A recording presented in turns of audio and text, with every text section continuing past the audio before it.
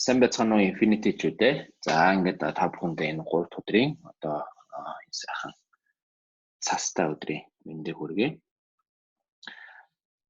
Ингээд өнөөдөр 3 дахь өдөр хоёрын дагуу өнөөдөр та бүгдээ би Yamax University Infinity University group chat-н дээр Tech Flight сургалтын 2 дахь хичээлийг орох хуваартай байгаа. За өнгөрсөн 7 хоногоос хойш удаагүй ер нь ямиг бол амгалан constant хийх нэг чухал юм байна гэж би бодод байгаа. Хийх нь чухал юм байна. Зүгээр яаж хийх нь бол дараагийн асуудал. Үр дүнтэй байна уу, үр дүнгүй байна тэр бол дараагийн асуудал би бол бодож байна. Тэгэхээр зэрэг ер нь ямиг бол цаг тухайд нь хийж яхах нь хамгийн том үр дүнтэй байна гэж би өөрийн зүгээс бодож байна. Тийм учраас цаашдаа би бас энэ дээрээс нэлээд анхаарч ажилланаа та бүхэндээ. За нэг олон юм уншдаггүй ерөөхдөө хичээл рүү оръё. За энэ зэрэг би бол Tech Flight Step 1 хичээл буюу ажлын гараа гэдэг хичээлийг бол өнөөдөр бас хийгээд видеог нь бол групп дээр бол байршуулсан байгаа. Та бүгд хичээлээ үзсэн болвол тэнд даалгавар байгаа. Даалгавар тест байгаа. Тестийн хариуг даалгавартай хамт коммент хэсэгт бичих юм болвол би та бүхэнд онлайн сертификат өгнө. Тэгэхээр зэрэг нэгэн тэр хичээлийг үзсэн хүн байгаа бол тэр нэг тест байгаа, нэг асуулт байгаа, тэр асуултанд нь хариулаад тэгээд дээрээс нь даалгавраа тодорхой хэмжээний коммент байдлаар үлдээх бол хичээл үзсэн гэж үзээд сертификат та бүхэнд өгнө. За өнөөдөр хичээл бол бизнесийн стратеги. За би ажиллахын хичээлийг ажиллах бас хурдан хийх орохыг бол хичээе. За игрийн долоо шалгая. Step 1-ийн үйлдэл хийсэн үү хийгээгүй те. Энд дүүгээр та өөрийгөө илэрхийлэх хөрөнгийн мэргэжлийн агентийн чанаруудаа тодорхойлсноо. Нэгээс нь хөрөнгийн мэргэжлэн болгонд яг танд яг ямар чадвар танд байгаад байна. Ямар чадвар танд чанар танд байх хэрэгтэй вэ гэдгийг бол тодорхойлох хэрэгтэй байгаа. За мөн та өөрийнхөө яагаад гэдэг асуултанд бол хариулаарай. Яагаад Yamax-ыг сонгосон? Яагаад бас Infinity-г сонгосон? Яагаад үйлдвэрийн зуршлын салбарыг сонгосон бэ гэдэг бол асуултанд тодорхой хариулаад нэр хариултанд тодорхой хэмжээний хариултыг нэгдүгээр хичээлийн постн дээр комментээр үлдээх юм бол би сертификат авах нэ. За хоёр дахь хичээл буюу step 2 хоёр дахь хичээл буюу ажил авах. За энэ хичээлд таны хөдөлгөөнгийн карьерийн бизнесийн стратеги хэрэгтэй бүхэл ойлголт ухагдахууныг өгөх болно. Тэр дундаа зорилго, зорилт, амжилтын эхлэл болон санхүүгийн боломжуудыг тань болно. За эхний алхам юу гэхээр зэрэг ер нь бол таны бизнесийн төлөвлөгөө юуны түрүүнд хэнд үйлчлэх ёстой вэ гэдэг нь маш тодорхой байх ёстой. Өөртөө би бас 2 ангиастай бас бизнес planning workbook нэг нь бас хамтарч ажилласан байгаа. Тэгээд бизнес нь ер нь бол ямар нэгэн байдлаар хүний зорилго дунд тухайн үндсэн бодгол биетэн байх ёстой гэж бол үздэг. Тийм учраас энэ дээр бол та бүгд одоо юу гэдэг яг зорилгоо тодорхойлохдоо гол өөрчлөлтийг хийж мартаж болохгүй гэсэн. Нэгс нь хэмжээний юм зорилго одоо бичиж байгаа зорилго дотроо бодож байгаа тэр дотроо хэрэглэгч юм уу, харилцагч гэдэг юм уу тийм одоо тийм яг үеийн биеийг одоо заавал оруулах хэрэгтэй шүү. Тэгэхгүй бол манайх чинь үйл үг болон тэмдэг нэрээр одоо бас одоо зорилго тодорхойлох гэдэг. За таны зорилго яг ямар байх ёстой гэхээр зэрэг маш энгийн, маш товч тодорхой бизнесийн зорилго тодорхойлох хэрэгтэй байдаг. Таны зорилго тодорхой бас таны бодолтой нийцэж байх нь таны бизнес маш амжилттай явж байгаа. Нэгэсний таны хувь хүний бодож байгаа тэр бодол зарчим, тэр бүх дүрм журамчин таны тэр илэрхийлж байгаа тэр зорилготойгоо нэгт уялдаа холбоотой байх хэрэгтэй. Бараг илүү ойролцоо бараг толгойн тусгал шиг ажиллах байх хэрэгтэй гэсэн үг. Тэгэхгүй хувь хүн өөрөө их өөр хүн байдаг. Зорилго нь өөр байх юм бол хоорондоо зөрчилдөө тэр зорилго хийж биелэх боломжгүй байдаг. Зорилго нь таны бизнесийн луужин болон чиглүүлдэг хамгийн гол хэрэгсэл байдаг гэсэн. Тэгэхээр зэрэг та зорилгоо бодож өглөө боостой, зорилгоо бодож хэрэглэжтэй уулзаа, та зорилгоо бодож одоо орлогоо олдог, зорилгоо бодож одоо олсон орлогоо зардаг гэж юм уу те. Тэр зорилгондоо үндэслэж одоо тэр одоо өөрийнхөө олсон орлогыг өөрийнхөө хэрэглэжээ яаж хэлэх вэ? Бүх юм зорилго чинь таны луучин гэж ойлгож болно. Та бол өөрийн бизнесийн гүйц захирал мөн Та бол өөрөөрөө захирал, танд өөр хинч захирал биш. Би бол таны захирал биш. Би бол таны үйлчлүүлэгч. Та бол миний үйлчлүүлэгч, би бол танд үйлчлдэг үйлсгийн байгууллагын нэг ажилтан гэсэн үг. Төвлөрийн зорилго нь урт биш, аль болох оновчтой, энгийн байх хэрэгтэй. За зорилго тодорхойлоход хэрвээ магадгүй зорилго тодорхойлж чадахгүй байвал энэ хэдэн асуултанд хариулж болох нь байна. За нэгт юу гэхээр таны бизнес яг юу гэдэг бизнес вэ? Мэдээж өөрсдийн бизнес те. Жирэг байр заадаг бизнес, хүний үйл төрөнгийн хэрэгцээг хангадаг бизнес гэдэг ч юм уу те. Таны бизнес юуны тулд оршин тогтнож байгаа вэ?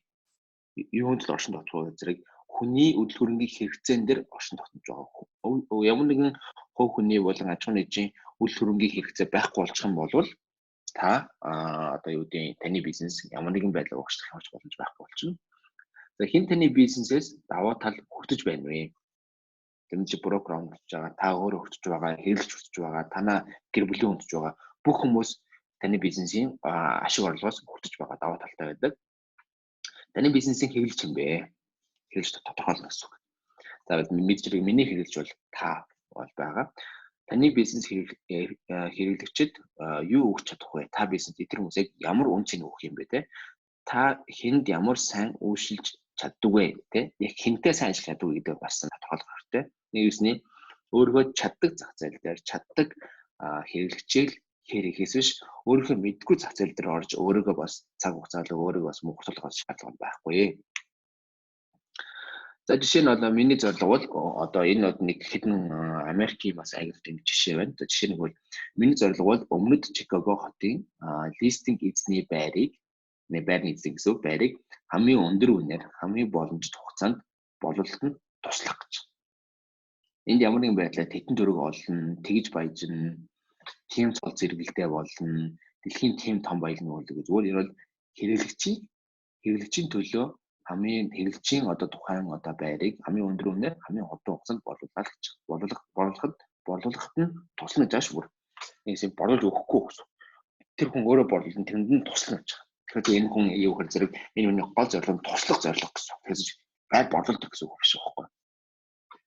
Дараах нь миний зорилго бол Денвер хотын өөр хэлтэй, өөр соёлтой хэрэглэгчдэд амжилттай хүссэн байраа худалдаа авахд нь туслах гэж. Энэ өөрөөр зэрэг ямар нэгэн бүс нутагт байрлаж байгаа өөр хэлтэй, өөр соёлтой буюу гадны иргэдэд амжилттай байраа олоход нь худалдаа авахд нь бас туслана гэж. Монгол магадгүй гадны экспертүүдэд илүү тулж ажиллана гэдэг ч юм уу те. За миний зорилго бол анхны байраа авч байгаа худалдаа авагчид хамгийн өндөр сэтгэл төрүүлсэн байрны худалдаа авалтын үйлчлэгээ үзүүлнэ. Энэ үгээр зэрэг first buyer буюу анх удаа байр авч байгаа хүмүүс тулж ажиллана. Нэггээр зэрэг анх удаа байр авч байгаа хүмүүс маш туршлага багтай. Ямар байр сонгохоо мэдхгүй те. Сэтгэл хөдлөлөөр байраа сонгодог тийм бол нэгсэн манайг логик ухаанаараа биш сэтгэл хөдлөлийн ухаанаараа байраа сонгох магадлал байдаг. Тэр хүмүүс төлхөө туслах нь байна. Магадгүй амьдралын туршилттай хүн бол энд байвал бас энэ зорилгоо авах маш их тохиромжтой зорилго байна. За дөрөвдүгээр нь миний зорилго бол хэрэглэгчийн хэрэгцээг тодорхойлох мөн ялсан мэдрэмж авахулж чадах тийм үйл хөрөнгийн худалдаа хийхэд нь туслах. Тэгэхээр зэрэг хин нэгэн хэрэглэгч үйл хөрөнгийг авахд тэр хүн ингээд нэг ялцсан юм шиг тийм мэдрэмжийг төрүүлэх тэр үйл хөрөнгийн худалдааг хийхэд нь туслах гэж. Тэгэхээр энэ дөрвөн зорилго бол бүгд туслах гэдэг үндсэн үйл ажиллагаанд суурилж байна гэсэн. Нэг үйлчлэж оруулж болно. Тэгэхээр таны зорилго таны үйлчилгээ бүтээгдэхүүн үнцэн хэрэгцээг нарийн тодорхойлж чаддаг байх ёстой. Мөн хэрэглэгчид таны зорилго тодорхой байх ёстой. Нэгэн хэрэглэж өөрчлөн ямар зорилгоор хандж байна гэдэг нь бас тодорхой ёстой. Нэгэн та ямар нэгэн байдлаар хин нэгэнтэй уулзж эхлэхдээ зорилгоос эхлэх гэсэн. За би ийм зорилго тантай уулзж байгаа. Тийм учраас би танд ингэж үйлчлэнэ гэдэг. Шууд зорилгоо эхэлж ярих хэрэгтэй гэсэн. Тэгэхээр шууд байр ингээд нэгэн бүтээгдэхүүн зарж байгаа юм шиг худалдаж болж болохгүй гэсэн. Энэ бол бизнес учраас та хамгийн түрүүнд зорилгоо хэлж тухайн хүнд үйлчлэл үзүүлэх хэрэгтэй гэсэн. Энэ чинь гэдэг чинь за миний зорилго бол таныг эмчлэх зорилго. Тийм учраас та ажил суучих гэдэг ч юм уу тийм. За юу гэдэг магадгүй ямар нэгэн даатгалын компанид орж байгаа зэрэг манай компанийн зорилго бол таны эд хөрөнгийг хамгаалах зорилготой. Таны эд хөрөнгийг эрсэлж оруулахын тулд бид нар эслийг хамгаалах зорилттой учраас таашаа сууж танд би өөртөө дадлага үйлчлэг санал болгож байгаа. Бид одоо ийм одоо бүх үзүүл дандаа зорилгоос эхэлдэг. Ер нь бол эхнэр хоёр хооронд ч ерөөдөө анх би бинийгаа одоо гуйтай бас зорилго хэлдэг шүү дээ. За миний зорилго бол за би зорилго гэж хэлдэг л би бол чамтай насан туршдаа амьдрмаар байна. Энэ үг зөвхөн бас л зорилго илэрхийлж байгаа байхгүй. Насан туршдаа одоо юу гэдэг нэг хормын орнол гэдэг үстэй. Үгсэн ч, зовсон ч, өвдсөн ч, хавдсан ч, баярлсан ч, гонсон ч тэр хамтаа байх юм гэсэн тийм ээ. Тэр бас ямар ч үед хамт байсан зорилгыг илэрхийлж байгаа юм л да бас. Тэгэхээр бүх юм зорилгоос эхэлдэг. Өөрийгөө сараад үзээрэй. Тэгэхээр зэрэг миний тань руу ярьсан зорилго бол гэдэг ч юм уу. Тэгээд миний танд үйлчлэх зорилго бол гэдэг. Ингээд нэг зорилгоо яриад тэгээд үйлчлэгээ үзүүлэх юм бол магадгүй хэлж танд илүү үн цэнтэйгээр таны үйлчлэг авах боломжтой болчихно. За шалгалт. За тэгэхээр зэрэг энэ шалгалтыг авна. Шалгалтын хариуг видео комментээр өгөөрэй. Доорх сонголтоос аль сонголт нь таны зорилгод нийцэх байх ёстой вэ? Таны бизнес болон харилцааны хоорондын ялгаа уялдаа холбоог гэж байна. Хамгийн гол нь хамгаалалтай өдрийн хоод идэх цаг зав гаргах гэж байна. Таны өдөр тутмын үйл ажиллагаанд стратегийн шийдвэр гаргалт туслах гэж байна. Таны болон таны компани үйл ажиллагааны чиглэл болох гэж байна. Хэрэглэд ямар үн цэн өгөхийг тодорхойлох гэж. Тэгэхээр зэрэг энэ зорилгоудаас асуултын уншиж доорх сонголтоос аль сонголт нь таны зорилгод нийцж байх ёстой вэ гэж. За тэгэхээр зэрэг хариултыг та бүгд комментээр өгөөрэй. За дараагийнх нь амжилтанд бэлтгэх ёстой. За амжилтанд яаж бэлтгэх вэ? Зорилго хөрөнгийн бизнесийн амжилттай олон зүйлс хамаардаг. За мэдээж нэгт хөдөлмөрлөх, хоёрт нь ажлын капитал буюу хувийн болон бизнесийн зардал хөрөнгө гэдэг юм маш сайн тооцоолох ёстой гэсэн. Ямар цаг хугацааг, ямар мөнгөөр, ямар боломжуудыг ямар найз нөхдийн хүрээллийг ашиглаж та энэ ажлын капиталыг бий болгож ажлын эд хөрөнгөтэй вэ гэдэг одоо бизнесийн эд хөрөнгө гэж болно. Ажлын капитал буюу бизнес капитал буюу өөр танд ямар капитал байна уу гэдгийг маш сайн тодорхойлох хэрэгтэй. Өчтөр би буйны мөчтэй бас ярьж байсан. Тэгэхээр буйны мөчлөг танд ямар давтал байна гэхэд надаа танилын хүрэл байна гэж. Танилын хүрэл бол танд бас нэг агентийн бас нэг юм бизнес капитал. За суралцах, хөгжих, өсөх хүсэл эрмэлзэлтэй байх хэрэгтэй гэж. Тэгэхээр манайхан энэ бас жоохон дутагддаг санагддаг. Манайхан ингээд суралцах, хөгжих, өсөх хүсэл эрмэлзэлтэй байх хэрэгтэй гэсэн. Үндсээ өдөр болон та бүгд ямар нэгэн юмар өсөж явах хэрэгтэй. Education буюу боловсруулалтаар, мэдлэгээр, мэдээлэл сангаар ч юм уу ямар нэг юм дандаа өсөж байх хэрэгтэй гэж. Ер нь өдөр өсөд хоолнд үзэх юм шиг сэтгэл санааны өсгөлөн байх хэрэгтэй. Зорилго хөрөнгийн бизнесийн уналт олон зүйлс хамаардаг гэж байна. Англи уналт хоёр. За уналт нь юу вэ? Зэрэг хандлт бага байвал. Хандлт бага нь гэж ямар нэгэн лист орж ирэхгүй, ямар нэгэн байр орж ирэхгүй байвал бизнесийн уналт эхэлдэг. Хоёрт нь цаг хугацаа болон хөдөлмөрлийн жин гэж. Нэг гэсний цаг хугацаа болон хөдөлмөрлөл хоёрыг хооронд нь сайн балансж өгөхгүй болвол бас уналт нь ордог. Нэг гэсний цаг яваал гэдэг хөдөлмөрлөхгүй байвал тэгэл уналт гэсэн. Гуравт нь бол чадваргүй сул дорой ажлын капитал буюу ямар нэгэн нөөцгүй байх тул. Цаг хугацаагүй. За ямар нэгэн одоо танилын хүрээлэл байхгүй, хөрөнгө мөнгө байхгүй, мэдлэг боловсрол байхгүй, сэтгэлийн хад байхгүй тийм ямар нэгэн ажлын капиталгүй бол та бол сул дорой буюу эргээд уналтанд орох одоо болох нэ.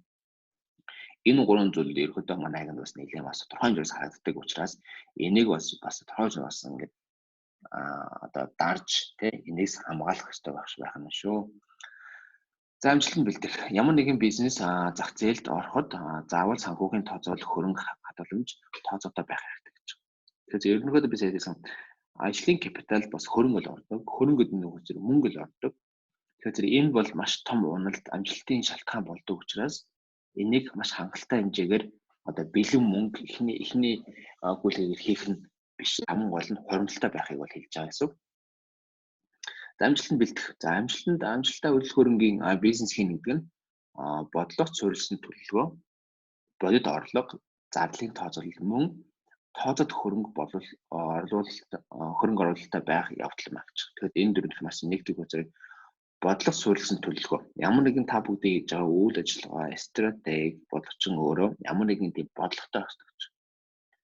Хоёрт бодит орлоготой байх хэрэгтэй. Орлого бодиттой байх хэрэгтэй. Нэг мөнгө заавал орж идэг байх. Сардаа доорож 1-2 гүйл хийдэг байх хэрэгтэй. Гуравт зардлын тооцоол. Олсон мөнгөө ухаандаа зарна гэсэн үг. Дөрөвт нь тооцоод хөрөнгө оруулалт гэж. Нэгсэн тодорхой хэмжээний хөрөнгө оруулалт хийх гэсэн. Хөрөнгө оруулалт бол заавал мөнгө биш шүү. Хөрөнгө оруулалт бол цаг хугацаас хөрөнгө оруулалт. Нэгсэн зөв цагийг зөв юмд хөрөнгө оруулахыг бас цаг хугацааны хөрөнгө оруулалт хийж байгаа юм. Тэгэхээр зэрэг энэ дээр хоёр зүйлийг зэрэг тодорхойлох нь хувийн болон бизнесийн санхүүг бас тодорхойлох хэрэгтэй. За энэ бол яг ер нь бол хувийн болон бизнесийн одоо санхүүгийн тооцооллыг хийдэг шийд байна. Яг ер нь бол энэ зүүн талд нь бол та бүхэн хувийнхаа амьдралынхаа хувийн зарлаад тооцоолоод сард хэдийг олох ёстой. Улиралд хэдийг олох ёстой. Жил хэдийг олох ёстой тоо гаргах ёстой. Тэгээ бизнесийн хувьд бас яг бизнест яг ямар зардал хийдгийг сард болон улирал жилд гэдгээ бол тодорхой хэмжээнд байнгын тооцож байх ёстой. Яг зардал төвтэй бизнес бол маш сайн тооцоололтой бизнес гэдэг. Яг орлого олдог маргааш нь орж дуустдаг энэ бол бизнес биш гэсэн. Энэ бол зүгээр л одоо юу гэдэг найргаан цэнгэ гэдэг юм уу те. Бид нар мөнгө олох гэж бизнес хийж хуримтлалыг үүсгэх гэж капитал буюу хөрөнгө үүсгэх гэж ирээдүйн үн цэнийг олох гэж ажиллаж байгаа учраас тооцоолол маш чухал. За шалгалт, хоёр шалгалт. Доор сонголтоос аль сонголт нь бизнесийн уналтын гол шалтгаан вэ? Уналтын гол шалтгаан байна гэж. Тэгэхээр зэрэг бодит бус төсөөлөл. За санхүүгийн нөөц боломж дутуу, хандлт бага, хувийн чадвар дутуу, төлөвлөгөө хөрөнгө дутуу гэж. За тэгэхээр зэрэг энэ асуултнаас хамаагүй хариулах нь хариулт коммент хэсэг дээр хариултыг үлдээгээрэй. Буруу хариулт гэж байж болно. Тэндээр хэлээ ярилцж болно. Одоо бид хоёр асуулт асуусан. Хоёр асуултанд хариулаад даалгавраа хийх юм бол та бүхэнд би сертификат өгөх нэ. За эдийн засгийн модал. Хувийн болон бизнес санхүүгээд за 15 минут өнгөрсөн байна. Тэгэхээр нэг 5 8 минут гэхэд бачиг дуусгах. Хувийн болон бизнес санхүүгээд төлөвлөсний дараа эдийн засгийн моделлоор тодорхойлох хэрэгтэй гэж. Нэг ясны надаа яг ямар мөнгө хэрэгтэй вэ гэдэг тодорхойлонгуудаа одоо энэ мөнгийг яаж олох вэ гэдгээ эдийн засгийн модуль, эдийн засгийн бүтэц зохион байгуулалтаар энийг бол тодорхойлдог байна. Энэ нь ямар орлого таны бизнесийг амжилттай явуулах талаар үзүүлэх хүзүүлэлт юм аа. За эдийн засгийн модуль нь өдрөөр, 7 хоногоор, сараар, жилээр гаргаж болдог. Танд энэ тооцооллыг хийх чадвар одоо хангалттай бүрдсэн байх ёстой байдаг. Хэрвээ магадгүй энэ тооцооллыг хийхэд чадвар одоо дутагдж байгаа бол эсвэл надтай уулзвал болох нэ. Эдийн засгийн модуль гэж юу вэ те? За үлгэр хөрөнгийн зуншлын бизнес нь контакт спортын бизнес. Энэ бас бол контакт. За ялангуяа одоо манай боксчин Амина Батлуу ах бол бокс бол контактын бизнес. Контакт спорт. Нийс хоорондоо мөргөлдөж, зодтолдож, цохилдож те ингэж контакт үүсгэж бокс гэдэг юм бий болдог. Тэр шиг үйлдвэрлэх хөрөнгийн зууршлын бизнес бол бас контакт бизнес буюу ямар нэгэн хүн хоорондоо контакт хийж уулзч удирдах энэ бизнес явагддаг бизнес. Тэгэхээр энэ нь таны бизнесийн үйл ажиллагаа харилцаатай уулзалт, утсаар ярих, холбогдох, гэрээ хийх, хэлэлцээр хийх, гүйлгээ хаах, талархах, илэрхийлэх гэх мэт маш олон контактууд энд байдаг гэсэн. Энэ хүн хоорондоо яаж контактлах вэ гэдгийг л маш сайн бодох хэрэгтэй гэсэн. Уулзах, уулзрах, утсаар ярих, чат бичих, мессеж бичих, талархах, баярлах, гунах, готрах, амдах бүгд орно гэсэн. За тэгэхээр энэ их холбоосуудыг маш сайн бодох хэрэгтэй байна. Аль болох олон хүнтэй харилцсан, холбоо үүсгэн төдийчний бизнес өргөн тэлж явдаг байх нэ.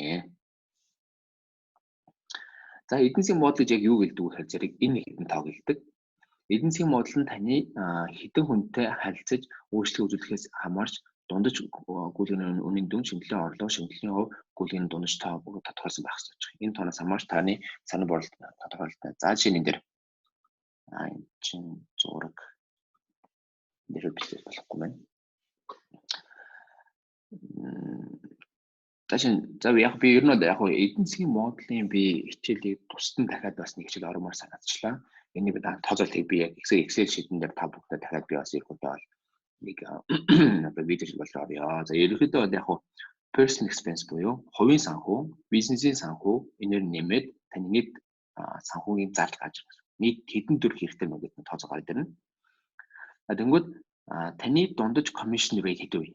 Та ихэвчлэн орчуулж тоглодог бол 2%, ихэвчлэн commerce тоглох 3%, дунд нь тоглол 2.5%. Нэгээс өөрийнхөө түүхээс болоод би миний ер нь дундаж commission хувь гэдэг нь тэрийг тань тавиад тэгээд тэгэх юм бол тэгээд every sales price энэ дэр гад ирнэ. Тэгээ нэгээс every sales price буюу дундаж байрны үнэ энэ тавьдаг. Тэнгүүтээ every sales price-ийг commission rate-ээр үзүүлээд таны дундаж commission гарч ирнэ. Тэгээд нийт зардлаа энэ total expense бол total expense average commission буюу энэ дондоо хуваach. Тэнгүүтээ нийт сард хэдэн гүйлгээ хийх вэ гэж тоож гадаг гэсэн. Эсвэл үлээр эсвэл жилд. Энэ нэг 6 тавгал та бүгд үзээрэй. За, амжилтыг бий болгох. За, та бизнесийн зорилго одоо санхүүгийн бодлого, эдийн засгийн моделлоо тодорхойллоо. Нэгсэн бизнесийн зорилгоо тодорхойлсон өмнөх хичээлээр. Хоёрт нь санхүүгийн энэ жилийн эхэнд нь бизнес зорилго тодорхойлчихсон. Хоёрт нь санхүүгийн бодлого тодорхойлсон. Санхүү бодлого гэдэг бол зардал ярьж байгаа шүү. Санийх эдийн засгийн модуль. Ингээд 3 том модулыг та бүгд ингээд мэддэг боллоо. За, одоо үйл ажиллагааны стратеги төлөвлөгөө гаргах гэсэн. Нэгэсний энэ 3 модуль хийсэн дараа одоо үйл ажиллагааны модуль буюу яг юу хийх вэ гэдгээ та бүгд одоо стратеги төлөвлөлтөө хийх нэ. Амжилттай стратеги хийх нь 2 дүрм байгаа. 4-1. Эргэн тойрны хүн бүрд өөрийн юу хийж байгаагаа байнга хэлэх ёстой гэж. Манайх ч хэвчээ одоо ингээд хийж ямаа хэлдэггүй, шеэрлдэггүй, хуваалцдаггүй нэг юм одоо нэг сул талтай. Уул нь бол энэ олон улсын одоо хаваагаар бол өөр хийж ямаа шеэрлж авах хэрэгтэй байхгүй. Тэдээс тийм хүмүүс фидбек авах, мэдээлэл авах тэ тэр юм хийдэг. Тэр зэрэг энэ бол бас уул нь бол их зөв зарчим юм байгаа. Манайхан юм нэг юм профессионал юм байх шиг байгаа. За 4-2 таны үйлдэл тогтвол байх хэрэгтэй. Цаг хугацааны дараа хөдөлмөр мөнгөөр төлөгдөг. Тэгэхээр энэ хэлсэн хичээл өөрөө тогтмол ордог шиг таны үйлдэл өөрөө тогтмол констант байх хэрэгтэй гэж. Энэ 2 дүрмийг бол маш сайн бодох хэрэгтэй байна. За яг үе энэтэй холбоотой нэг энэ Mox University-гээс Discipline of Generation Refers гэдэг энэ одоо хичээлийг бол үзэж болох нэг дараа. За би энийг за энийг би дараа нас нэг хичээлээр бас орё гэж би бол бодлоо. За эдийн засгийн төлөлд яаж авдаг вэ гэхээр зэрэг эдийн засгийн моделлоо тодорхойлсон бол эдийн засгийн төлөвлөгөөгөө маш сайн хийх нэ. Энэ болохоор хэдэн дуудлага хийх вэ, хэдэн улсыг хэдэн дэс тавих хэдэн гүйлэн хийх гэдэг байгаа юм. Энийг өчтөр бас би 2 агенттай бас хийсэн. Манай зарим агентын бол мэдчих байгаа. Энэ тавыг ихэд манайхан маш сайн хийх ёстой. За шинэ энэ дээр гэж энэ дээр нэг та сая нэг энэ дээр хэдэн гүйлгээ хийх ёстой гэдэг тоо гарч ирсэн шүү дээ. Тэр тоогоо энэ тавина гэсэн үг. Total sold. Тэнгүүтээ дээшгээ энэ хувьдаар хэрэг шинэ агент бол энэ 50 50 30 75 15 гэдэг хувийг тавиад энэ тоо таны тоо гарна. Эсвэл бол та дундаж агент бол энэ тоо, expert агент бол энэ тоо тавина гэсэн үг. Тэгээд нийт таны сард хэдэн дуудлага хийх вэ гэдэг энэ тоо чинь 2250 2050 дуудлага гад ирнэ. Тэндээсээ 7 хоногт хийдгийн гэдгээ ерөөдөө нийт 45 хоногт ингэ. Энэ чинь бүтэн жилээр гад байж байна. Ихмэд ингэ тоог бол хийдэг. За би энийг бол яг энэ эконом моделийн бол би бодолтыг бол дараа нь би илүү Excel sheet-эн дээр тусдан та бүгд дахиад бас хийя.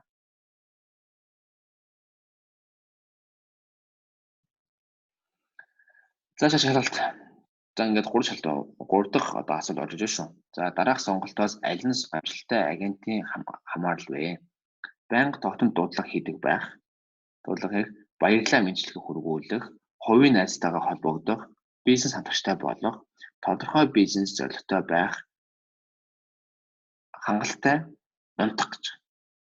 Тэ? Аль сонголт нь дараас дох сонголтоос аль сонголт нь амжилттай агентийн хамаарал вэ? За энэ асуултанд та бүгд хариулах нь байна. За сүүлийн хэсэг. Тусгал. За Олон игэнд ажлын өдөр тутмын ажилдаа хангалттай орж чаддгүй мөн өөрийн бизнес боломжуудыг дутуу үнэлдэг. Өөрийгөө дутуу үнэлдэг, бизнесээр дутуу үнэлдэг, боломжууд дутуу үнэлдэг учраас ер нь бол маш их уналтанд орох бол гардаг. Шинэ агентууд ялангуяа өөрсдөө эхэндээ дутуу үнэлж эхнээсээ өөрчлөлтөх чадвараа алдсан байдаг. Эхнээсээ гэсэн үг байхгүй, дундаасаа биш. Мэдээж та шууд мастер болж чадахгүй. Мастер бол цаг хугацааны эхэнд бол бий болдог зүйл. Та өөртөө би өнөөдөр листинг уулзалт байхгүй юм чин офис орохгүй ажилдаа явах хэрэггүй мэн гэж бодож болохгүй л гэсэн үг. Уулзалтаач бай, уулзалтгүйч бай та офистоо ирэх хэрэгтэй, ажиллаа хийх хэрэгтэй гэсэн. Энэ бол таны өөрөө чинь тусгал. Та өөрөө талендаар хараад өөрийгөө би өнөөдөр их хийх хэрэгтэй гэдээ өөртөө та ярих хэрэгтэй гэсэн. Хүн 2 болон түүнээс дээш хэдэн ч ажлыг зэрэг хийж чаднаа. Харин мэргэших асуудал бол өөр асуудал гэсэн. Нэгс та бол хэдэн ч ажлыг хийж чаддаг болно. Хэдэн ч мэж бол тэгэхээр мэргэших гэдэг өөр асуудал гэж байна. Мэдээж хүн бүр бизнес хийх, хүн бүр бизнес эрхлэгч, хүн бүр өөрийгөө өглөө 6 цагт сэрүүлээс өмнө сэрж чаддгүй гэдгийг маш сайн бодох хэрэгтэй. Хүн бүр. Тэгэхээр зэрэг та чаддаг нь байх ёстой гэдгийг та өөртөө өнөө зүгээр хэлэх нэ. За шатах. Хүмүүс шатдаг burn гэдэг өөрийгөө тийм. Яг тэгэхээр зэрэг зарим агент бизнесээс болж маш ихээр шатаж шамтрах үйл гардаг. Энэний хөвчлэн худалдаа авч удаан хугацаанд үр дүнгээ гаргалгүйгээр араас нь өсөлт хийлж нэгсэн баяр нь яваалт гүйлэг гаргадаг бол маш агент шатдаг. Тэгээд ерөөдөө орлого нь олжихгүйс нэлээд уналтанд ордог. Тэгэхээр төсвөр төвчээр бүхнийг харуулдаг. Шинэ агентийн үйлдэл бол үйлдэл бүр амжилттай орлого авчна гэж байдаггүй. Энэ бүхэн агентаас болон бусад зүйлээс хамаарч байгаа гэдгийг маш сайн ойлгох хэрэгтэй шүү. Энэ тип үгэд энэ үгээр танд ихэндээ хэн нэгэнд үйлчлэгээ үзүүлэхэд маш хүнд байж болно. Энд туршлагатай агентаас тусламж авах нь маш зөв арга юм шүү. Нэгсэн бусдаас юм асуу. Бус нь танд юм хариулнаа гэдэг та итгэлтэй байх хэрэгтэй. За тэгээд гэрийн даалгавраа өгөөд тэгээд хичээлээ дуусгая. Гэрийн даалгавар бизнесийн стратегит оруулалт. За энэ хичээлээр маш олон уртхан видео үзлээ. За нэгт та өөрийнхөө бизнесийн зорилгыг тодорхойлох. Нэгт. Хоёрт хувийн санхүүгээ тодорхойлно. Хоёрт хувийн санхүү. Гуравт бизнесийн санхүү тодорхойлно. Гуравт. Дөрөвт нь эдийн засгийн модуль бол төлөвлөгөө гаргах. Дөрөвт. Тав дахь шатах, шамтрахаас зайлсхийх аргыг бодож олох гэсэн. Одоо гарч хашгирд юм уу? Шоуд тийм үү? Хүзэр тоглолт тийм үү? Тэ гэр бүлтэй цагийн өнгөрөөдөг. Ямар нэгэн байдлаар өөрийгөө шатаж байв шатгаас сэргийлсэн арга хэмжээг авдаг. Стрессээс гарах стресс менежментийг олох аргыг олох нэ. За ийм 5 даалгавар өгсөн. Энэ 5 даалгаврыг комментэн дээр бичээрэй. Комментэн дээр бичих юм бол та бүгдэнд би онлайн сертификат өгч таны нэрийг онлайн буюу Facebook орчинд алдаршуулах болно гэж. За амжилт хүсье. Баярлалаа.